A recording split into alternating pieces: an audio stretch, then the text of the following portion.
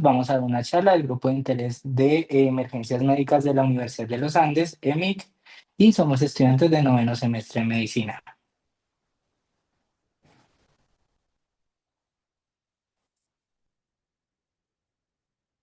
Listo, entonces pues mucho gusto. Yo soy Karen. Esos son los objetivos de aprendizaje que planteamos para esta charla. El primero es reconocer la importancia del código azul como una estrategia para la atención rápida y organizada de pacientes que estén pues en situación de paro cardiorrespiratorio. El segundo es identificar los pasos esenciales del protocolo que plantea la AJA para la reanimación cardiopulmonar. El tercero es diferenciar los ritmos cardíacos desfibrilables de aquellos que no son desfibrilables en un contexto pues de paro cardíaco y de paro cardiopulmonar. El cuarto es describir el algoritmo de actuación según el tipo de ritmo, donde vamos a incluir las intervenciones iniciales, el uso o no de desfibrilador y el manejo farmacológico básico que se necesita para este caso. Y por último, vamos a aplicar el conocimiento pues adquirido en un caso clínico que les traemos pues como para confirmar el aprendizaje. Entonces, para motivos de aprendizaje, tenemos un caso clínico de un paciente que lo llamaremos JP, es un paciente de 64 que acude a servicio de urgencias por un desmayo secundario a dolor torácico súbito y opresivo que se le irradiaba al brazo izquierdo. Este dolor también estaba acompañado de disnea y sudoración profusa. En los signos vitales de ingreso, el paciente tenía una tensión arterial de 88 sobre 60 milímetros de mercurio, una frecuencia cardíaca de 160 latidos por minuto, una frecuencia respiratoria de 28 respiraciones por minuto y una saturación de 87% al ambiente. Al examen físico, encontramos que el paciente presenta piel fría, diaforesis, ruidos cardíacos disminuidos y crepitantes bilaterales. Entonces el paciente se monitorizó y se observó la siguiente imagen. Entonces vamos a dejar el caso acá un momento y a lo largo de la charla vamos a ir tomando diferentes aspectos del mismo.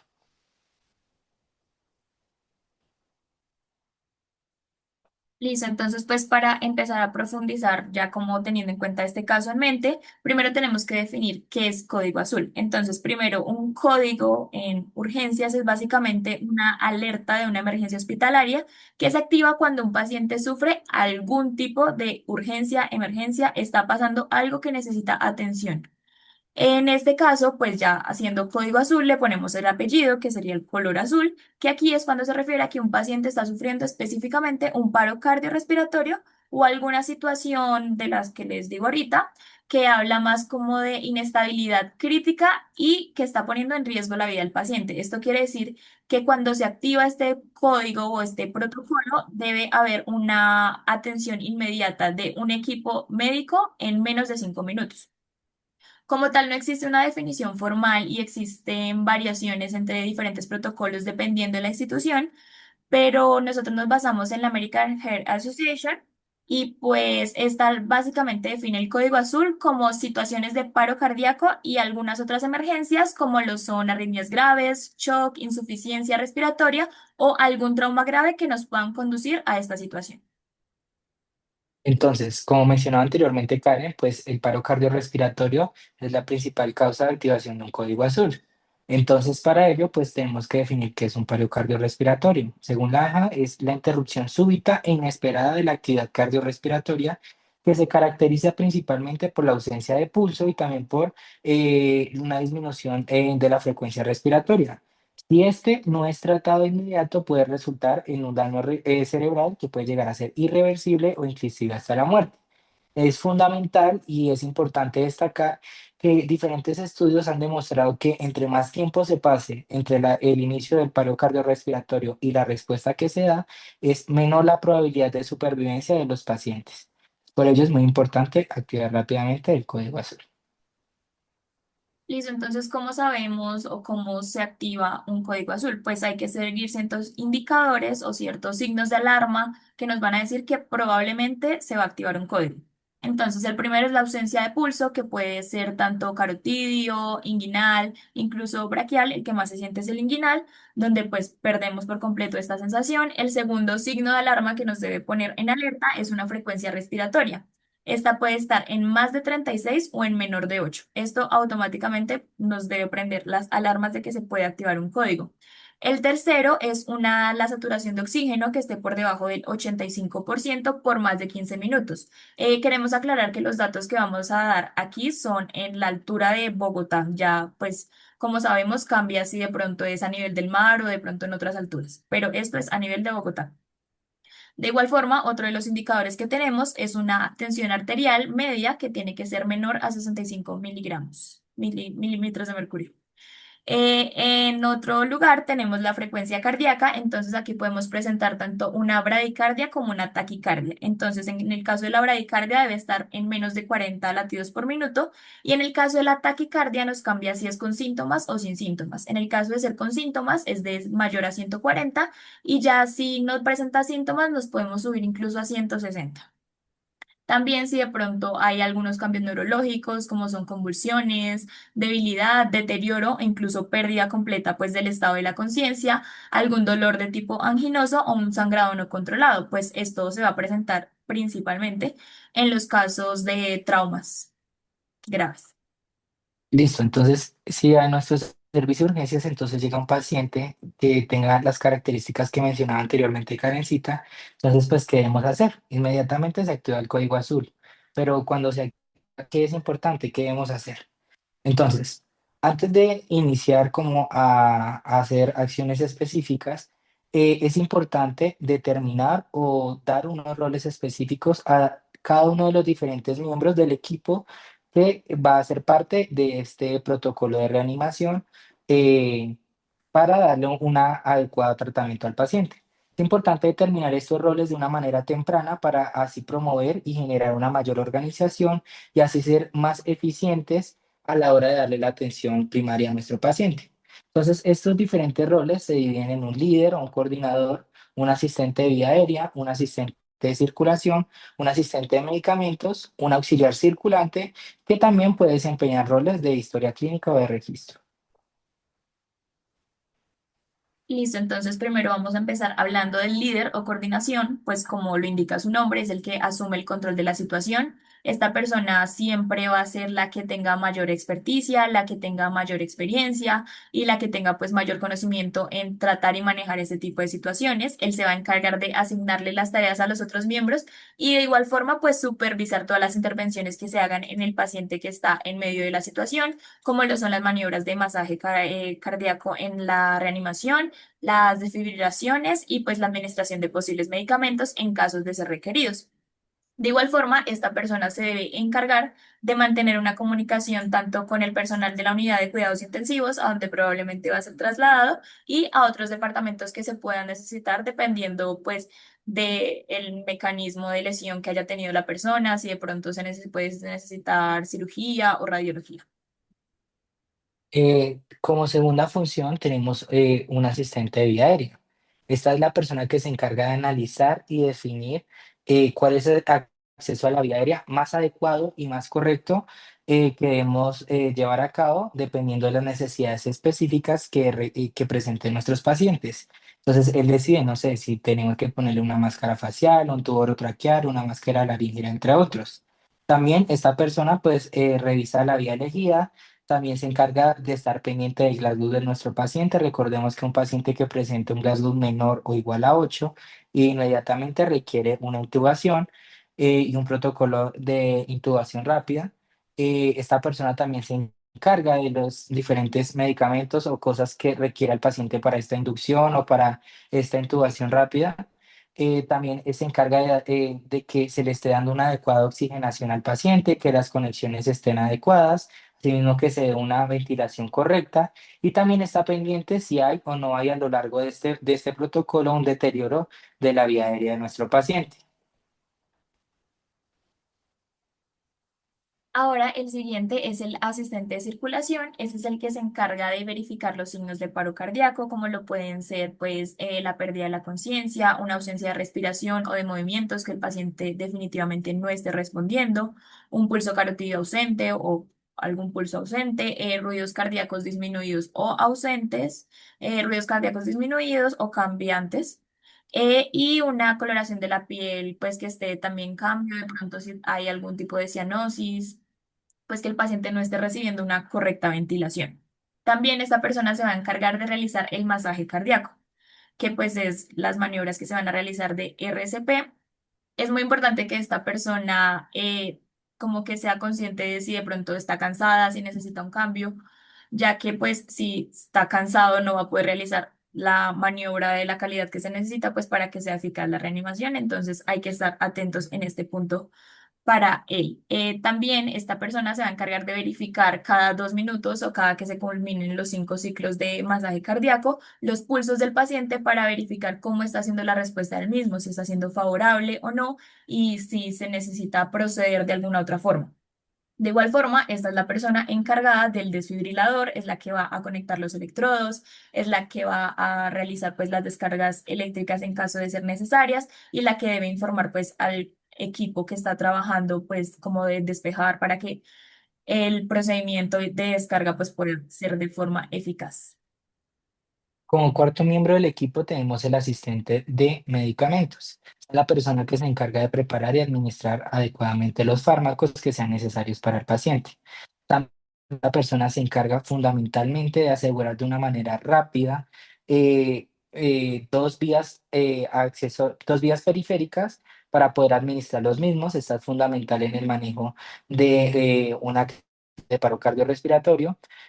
Por otra parte, esta persona se encarga de verificar la dosis y los tiempos de administración de los medicamentos. También se encarga de monitorizar los diferentes efectos adversos que puedan presentar cada uno de estos y también de asegurarse de tener preparados los diferentes materiales que sean necesarios para poder llevar a cabo una adecuada administración.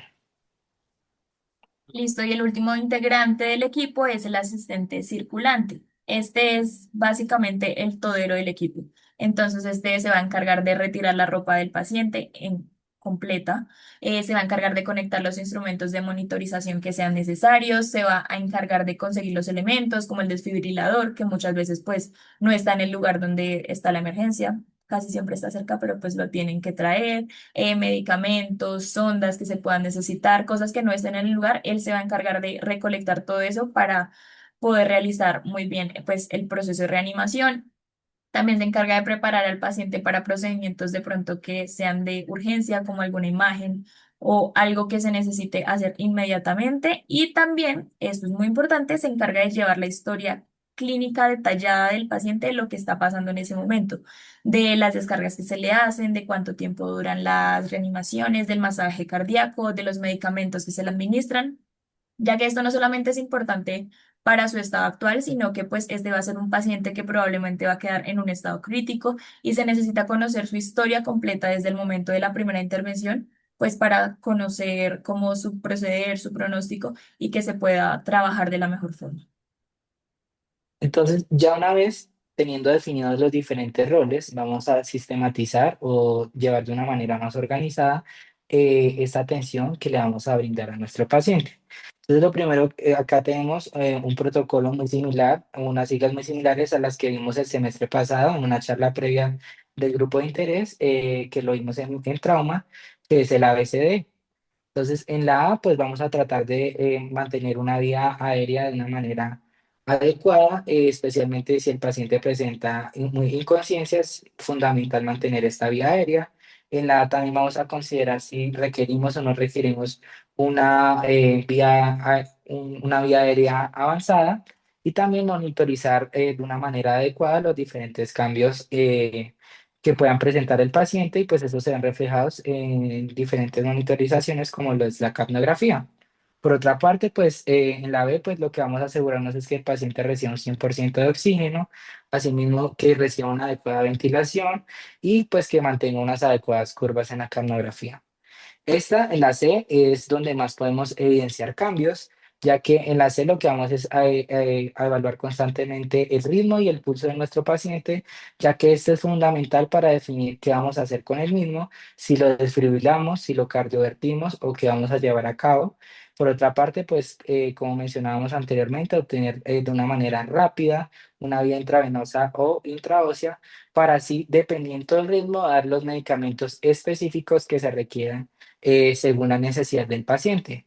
Por otra parte, también pues empezar una fluidoterapia de manera temprana y de una manera agresiva, digamos, en pacientes que están en un estado de shock o entre otros. Por otra parte, en la D lo que vamos a ver es los diferentes diagnósticos diferenciales, en los cuales vamos a identificar cuál es la causa que llevó a nuestro paciente a estar en este estado y si es reversible, empezar a tratar esta causa de una manera rápida para poder revertir los efectos de la misma. Por otra parte, pues estar evaluando el ritmo cardíaco y conocer un poco más acerca del por qué llegó el paciente a este estado, si tiene antecedentes, conocer un poco más acerca de la historia clínica del mismo y eventos que hayan sucedido recientemente. También evaluar pues si el paciente tiene quizás una intoxicación por medicamentos o quizás el paciente entró en un estado de shock. Una vez ya monitorizamos el paciente y ya iniciamos esta atención en lo mismo, lo que vamos a hacer es identificar los diferentes ritmos que presenta el mismo. Existen muchos ritmos cardíacos, pero en este caso nos vamos a enfocar principalmente en los ritmos que son desfibrilables y en los ritmos no desfibrilables. Entonces, en los ritmos desfibrilables principalmente tenemos la fibrilación ventricular. Entonces, de todos los ritmos electrocardiográficos, la fibrilación ventricular es el ritmo de paro que es más frecuente, especialmente en pacientes que presentan enfermedades coronarias. Este ritmo lo que hace es degenerarse en la sistolia y después de 5 minutos, pues empieza a presentar asistolia. Es muy importante pues, realizar una atención precoz, en este caso una desfibrilación precoz en el mismo, ya que pues esto aumenta bastante la supervivencia en los pacientes que pueden presentar el mismo. Entonces, en un electrocardiograma, la fibrilación ventricular la podemos identificar con un ritmo que presenta un QRS ancho, presenta unas Rs irregulares y pues básicamente son como líneas que no tienen un patrón o un patrón como común y por ello es muy fácil de identificar en el mismo. Por otra parte, en los ritmos desfibrilares tenemos la taquicardia ventricular sin pulso, la cual es una alteración del ritmo cardíaco que se ocasiona pues porque tenemos estímulos eléctricos anormales en nuestro corazón. Entonces esto hace que el corazón empiece a latir más rápido, donde podemos ver frecuencias de 100 o más por minuto. Y lo que pasa es pues que hay una asincronía entre las cavidades superiores, pues las aurículas, lo que conlleva que el corazón pues deje de bombear de una manera adecuada la cantidad suficiente de sangre para los requerimientos del organismo. Y pues es allí donde podemos identificar esta ausencia de pulso. Entonces en el electrocardiograma también vemos un QRS ancho, pero en este pues sí podemos ver unas eras regulares y en algunos patrones podemos inclusive ver las puntas, que es algo muy característico de este tipo de ritmo. En cuanto a los no desfibrilables, tenemos primeramente la actividad eléctrica sin pulso, la cual se define como la presencia de actividad eléctrica cardíaca organizada, pues que no produce una actividad mecánica, es decir, una contracción suficiente del corazón, por lo cual pues hay una carencia de pulso arterial central o una presión arterial sistólica menor a 60 milímetros de mercurio. Y por último, en los ritmos no desfibrilables tenemos la asistolia. Entonces, la asistolia como tal es una línea isoeléctrica y pues es la causa de un 25% de los paros cardiorrespiratorios en los pacientes que están hospitalizados. Sin embargo, pues esta normalmente se encuentra después de presentar una fibrilación ventricular que no fue tratada adecuadamente. Entonces, también es importante en los pacientes que presenten asistolia que no nos estemos equivocando y para ello es importante verificar que los parches de nuestro monitor pues tengan un buen contacto con la persona, inspeccionar que nuestros cables estén bien conectados, que el trazado electrocardiográfico esté configurado de una manera adecuada o que ha pasado también comprobar que la conexión eléctrica a la energía eléctrica esté adecuada. Y este es el famoso pitidito del pi que vemos en las películas. Listo, entonces ya sabiendo y diferenciando cuáles son los ritmos desfibrilables y los no desfibrilables, vamos a adentrarnos un poco en el algoritmo de la AJA, pues ahí se ve un poco robusto, pero lo vamos a ir desglosando punto por punto como para que conozcamos y sepamos qué hacer en cada uno de estos. Entonces, pues la primera parte es lo que nos mostraba al inicio Jorge, entra una persona en paro, iniciamos la reanimación. Aquí pues se debe conectar al monitor, se debe tener preparado el desfibrilador y se debe administrar oxígeno. Y la pregunta que nos vamos a ir haciendo mientras vamos bajando en este algoritmo es si el ritmo es desfibrilable o no es desfibrilable. Entonces, como nos explicaba Jorge, están los que sí, como la fibrilación ventricular y la taquicardia ventricular sin pulso, y los que no, como lo son la asistolia y la actividad eléctrica sin pulso. Entonces, primero nos vamos a ir por los que sí. Aquí están, entonces, en estos, aquellos que sí tenemos la posibilidad de desfibrilar, lo que hacemos es, si no funciona el masaje cardíaco, se realiza la primera desfibrilación. Aquí continuamos con el segundo ciclo de masaje cardíaco, por llamarlo de alguna forma.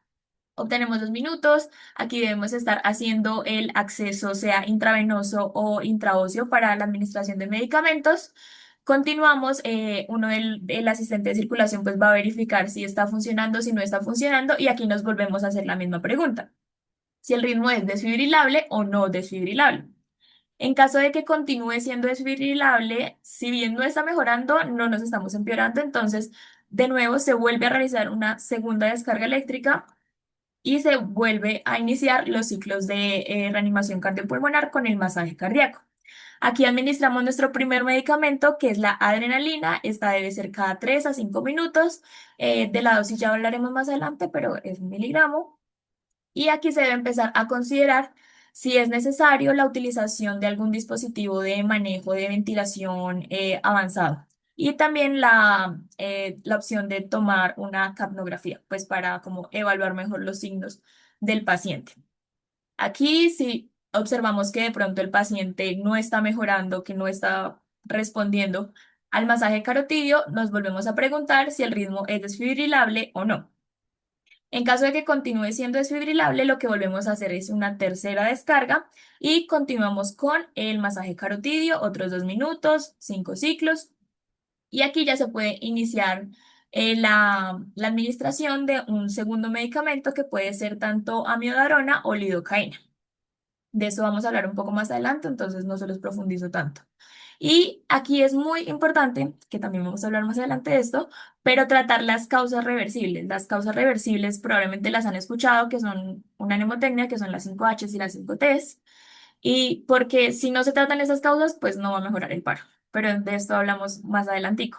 Y ya, si alguna vez a medida que se bajaba en este algoritmo, la respuesta fue a que no es desfibrilable, pues ya se avanza al punto 12 del que hablaremos más adelante.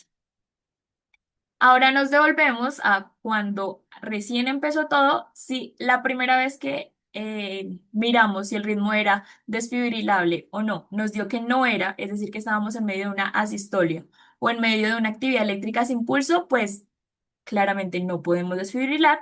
Y lo que se hace es que ponemos de una la primera dosis de adrenalina, se inician los ciclos de 2 minutos de reanimación cardiopulmonar. Igual que en el anterior, pues se debe obtener el acceso, sea intravenoso o intraóseo, para la administración futura de algún medicamento. Y desde este punto, aquí más rápido que en el anterior, ya se debe empezar a cuestionar si es necesario la utilización de algún mecanismo de ventilación avanzada, y pues lo mismo de la realización de la capnografía.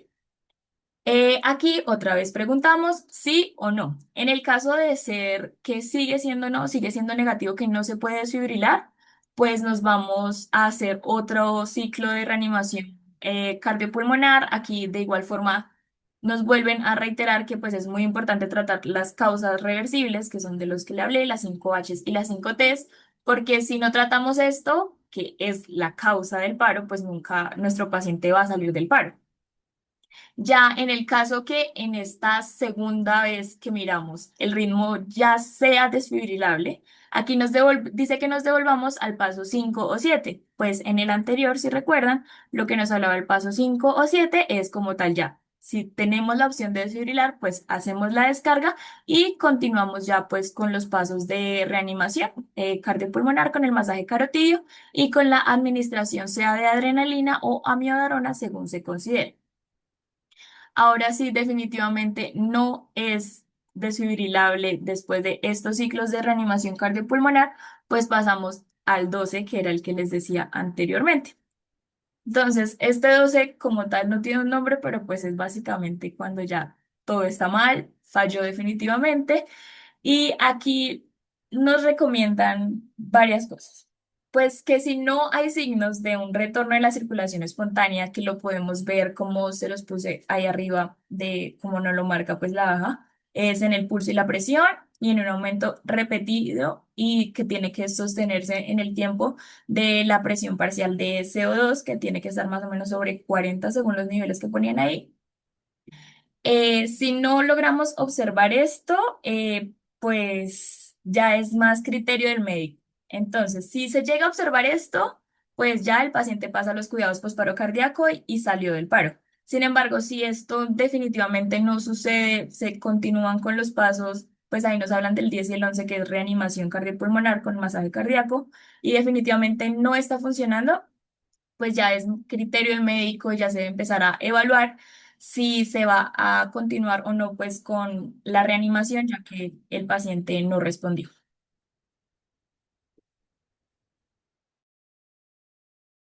Bueno, entonces, como mencionaba anteriormente, Canecita, pues es muy importante el uso de los medicamentos a lo largo de, el esquema que nos plantea la AJA para realizar una adecuada reanimación de nuestros pacientes. Entonces, para ello tenemos tres medicamentos que son fundamentales. Entonces, el primer medicamento es la adrenalina. La adrenalina se da en una dosis de 1 miligramo intravenoso o intraóseo cada 3 a 5 minutos. Esta, pues, como mencionaba Karen anteriormente, pues va asociada a los diferentes ciclos de RCP que se realizan. ¿Cómo trabaja la adrenalina? La adrenalina lo que hace en el paciente es que aumenta la perfusión coronaria y cerebral durante la RCP y ya que lo hace por medio de una vasoconstricción, mejorando así la circulación de los órganos vitales de nuestro paciente. Como segunda opción tenemos la amiodarona. La amiodarona pues se da primero una dosis de carga inicial de 300 miligramos intravenoso o intraóseo y la segunda dosis se da solamente la mitad, que es 150 miligramos intravenosos o intraóseos. Entonces, esta lo que hace pues es actuar sobre el ritmo cardíaco anormal que presenta nuestro paciente, en este caso en las arritmias graves, como lo son la fibrilación ventricular y la taquicardia ventricular sin pulso, que son los ritmos que requieren una desfibrilación. Pues esta lo que actúa, recordemos que el potencial de acción del corazón es muy relacionado a los canales de potasio y de sodio, pues esta actúa directamente sobre los mismos. Entonces, al actuar sobre estos, permite pues estabilizar la actividad eléctrica del mismo. Por otra parte, tenemos como alternativa al uso de la amiodarona también la lidocaína. Estas son esta segunda línea de manejo que tenemos en este algoritmo de la AJA. Entonces, esta también se da en una dosis de carga de 1 a 1,5 miligramos sobre kilogramos, también intravenoso e intraóseo. Y ya la segunda dosis se da solamente la mitad, que es de 0,5 a 0,75 miligramos sobre kilogramos intravenoso o intraóseo. Y esta actúa muy similar a la amiodarona, pero esta lo que hace es inhibir los canales de sodio en las células cardíacas propiamente, y pues esto ayuda a la supresión y a la estabilización en las arritmias ventriculares.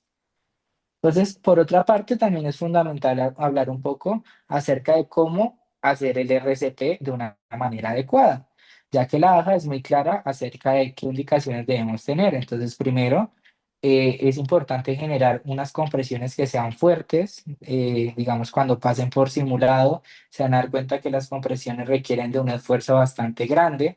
La AJA nos recomienda hacer unas compresiones de aproximadamente 5 centímetros de profundidad y también mantener un ritmo, una frecuencia cardíaca que sea rápida. Entonces necesitamos hacer entre 100 a 120 compresiones por minuto. Es fundamental hacer eso. Siempre tengan en la cabecita la famosa canción para realizar la RCP, que ayuda bastante. Y también permitir generar una expansión torácica que sea completa. Es decir, poder que se nos expanda de una manera adecuada el tórax al realizar la misma. También pues mantener los brazos de una manera donde no doblemos los codos, de una manera que sea un poco más cómoda. También minimizar las compresiones, las interrupciones entre compresiones es fundamental, ya que esa puede reducir el riesgo que, digamos, nuestro paciente presente afectaciones a largo plazo, como afectaciones neurovasculares, entre otras. También evitar una ventilación excesiva. Es importante cambiar el compresor cada 2 minutos o pues antes, si la persona que está realizando las compresiones pues se cansa para poder asegurar unas compresiones de alta calidad. Si no hay un dispositivo pues de manejo avanzado de la vía aérea a disposición, también es importante tener en cuenta que las compresiones van asociadas también a la ventilación. Y normalmente lo que nos recomienda la AJA en este caso es realizar una asociación 30-2, es decir, cada 30 compresiones realizar 2 ventilaciones efectivas en nuestro paciente. Y también pues tener una capnografía cuantitativa y estar pendiente de la PETCO, ya que pues si es baja o está en disminución, es importante reevaluar cómo estamos llevando a cabo esta reanimación cardiopulmonar de nuestro paciente. Y estas son las causas de las que se hablaba en medio del algoritmo, que eran las causas reversibles. Estas, pues como les dije, son las conocidas por las mnemotecnias de las 5 Hs y las 5 Ts. Las 5 Hs corresponden a hipovolemia, hipoxia, hidrogeniones, que se refiere a si un paciente está en acidosis, hipo o hipercalemia e hipotermia. Y las 5 Ts, por su lado, se refieren a trombosis pulmonar, trombosis coronaria, taponamiento cardíaco, neumotoras a tensión o tóxicos de pronto si están en medio de algún tox síndrome. Entonces, esto, ¿por qué decían que era tan importante? Precisamente por lo que les dije ahorita, porque si no solucionamos la causa de base, pues nunca el paciente va a salir de paro. Y para estas es muy importante saber que pues cada una de estas 10 patologías tiene su tratamiento específico, tiene su manejo específico, porque no vamos a tratar igual una hipovolemia, una hipotermia. La hipotermia sabemos que tenemos que generar todas las medidas para que el paciente pueda recuperar la temperatura necesaria, como lo son mantas, si de pronto está mojado, secarlo, si existe la posibilidad de calentar líquidos, que el ambiente no esté frío, todas esas cosas hay que tenerlas en cuenta.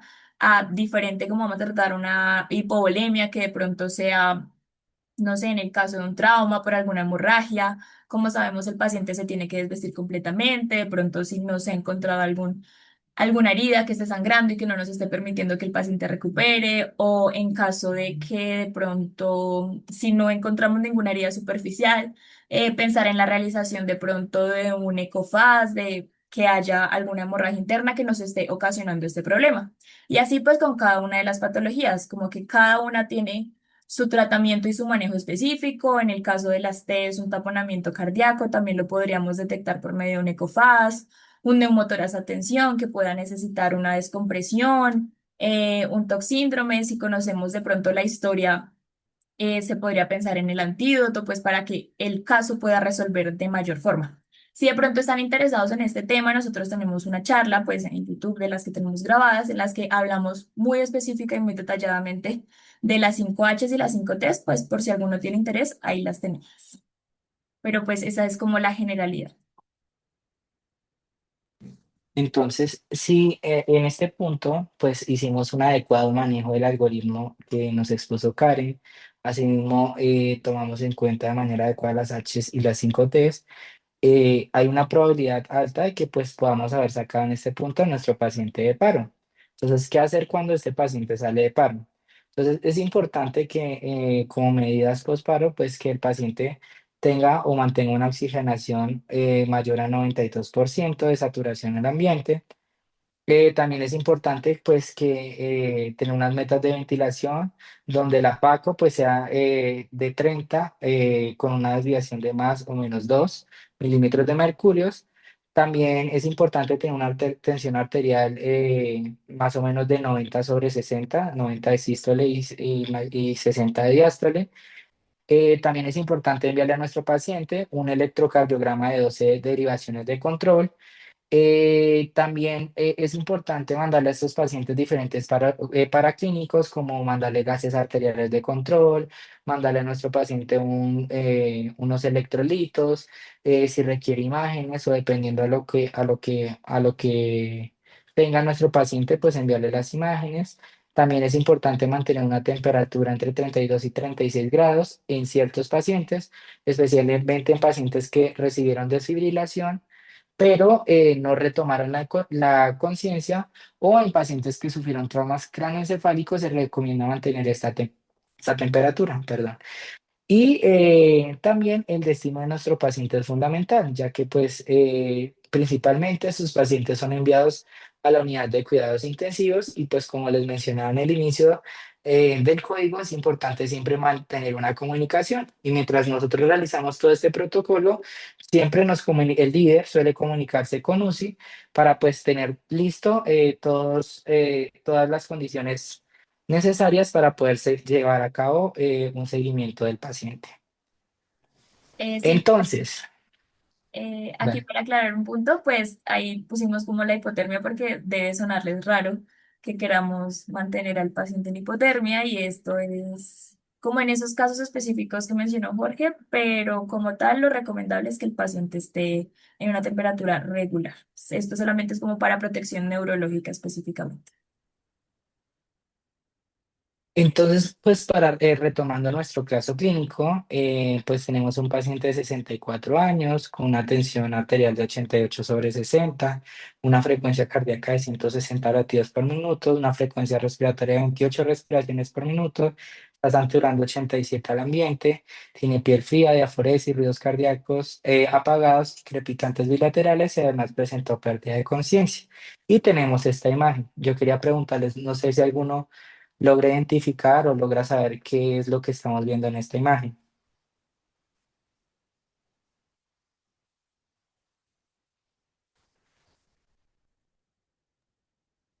Pues es una fibrilación ventricular, ahí como podemos ver, fue más o menos lo que explicó Jorge, el caso clínico, pues si se acuerdan, este era un hombre de 64 años, de repente sentí un dolor anginoso, se desplomó, se le hizo el electro y pues salió una fibrilación ventricular, teniendo en cuenta pues todo lo que vimos, el algoritmo y los ritmos tanto desfibrilables como no desfibrilables, pues sabemos que este es un ritmo desfibrilable, así que se inicia de una todo el algoritmo de la AJA, paso por paso, como lo tratamos de desglosar aquí. Iniciamos las compresiones, se desfibrila las recomendaciones de más o menos 200 joules y pues ya se empieza a considerar tratamiento farmacológico dependiendo de la respuesta que esté teniendo el paciente según pues el algoritmo que hablamos. Se puede empezar pues con adrenalina 1 miligramo, continuar con las compresiones, las descargas y ahí vamos mirando dependiendo de si llega a necesitar amiodarona o responde o qué pasa con el paciente. Pero este paciente logró responder y salió muy bien. Pues aquí les volvemos a recordar los objetivos. Creo que en esta charla, pues de forma general y en el tiempo que tuvimos, pues alcanzamos a reconocer la importancia del código azul como una estrategia que de verdad es muy útil para salvar la vida de las personas, ya que activa un protocolo que de verdad, estando tan estandarizado y siendo tan paso por paso, pues nos ayuda a todos a tener una mejor respuesta y una respuesta pues más eficaz, que al final lo que termina es ayudando a los pacientes, que es lo más importante.